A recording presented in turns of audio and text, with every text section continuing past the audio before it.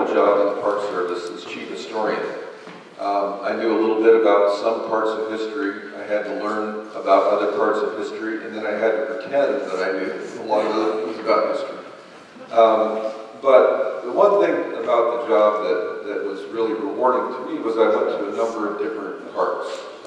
There are 415, 420 currently.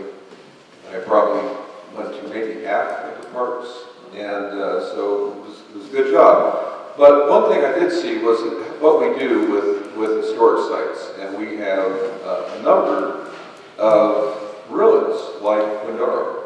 We have many, many, and so we always kind of look at several ways of dealing with historic properties. There's sort of the Cadillac version, everything down to the Yugo version.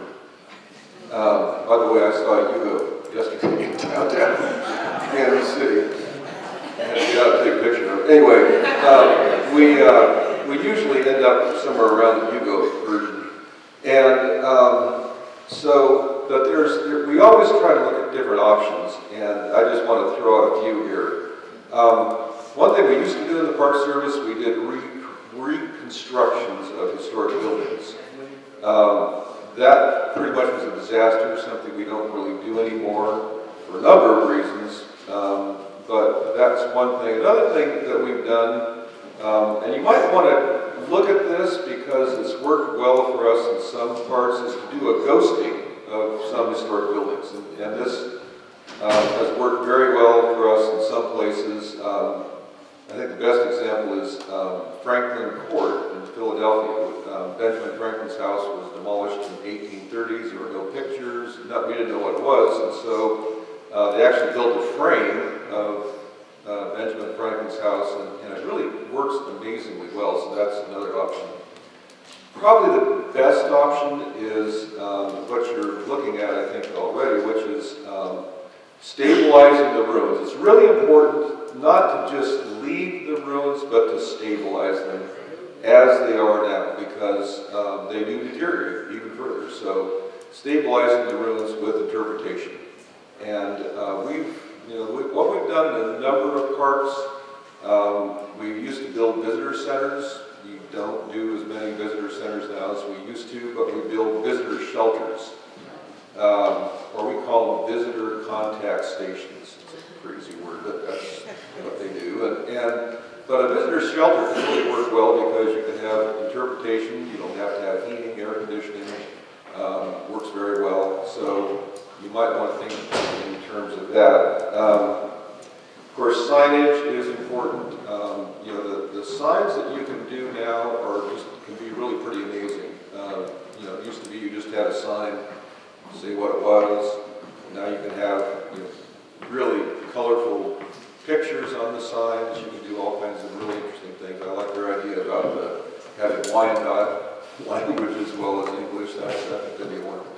And trails. So I think you're absolutely on the right track. We always have an option to do nothing. I don't think that's such a good idea, but that's kind of the way we look at developing historic sites. Also, you mentioned fundraising.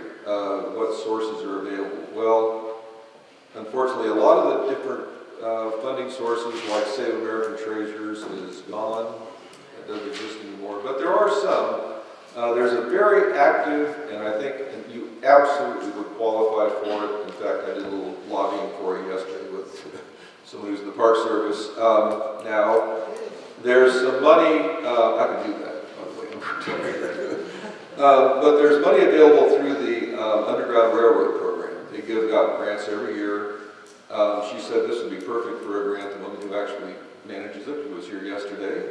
So that's one thing. There's also a program for civil rights for underserved communities.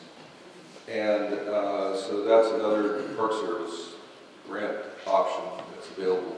Unfortunately, a lot of government grants for this sort of thing just don't exist anymore. So, but those are two that, and I think the Underground Railroad is an absolute, every year it's a fiscal year grant. You have to apply over the summer, so you probably need to get going on it. But that's one that can be renewed. You can get multiple grants over multiple years, and you can You have to match, all government grants you have to match, but the other thing you might want to do is have a hurricane, because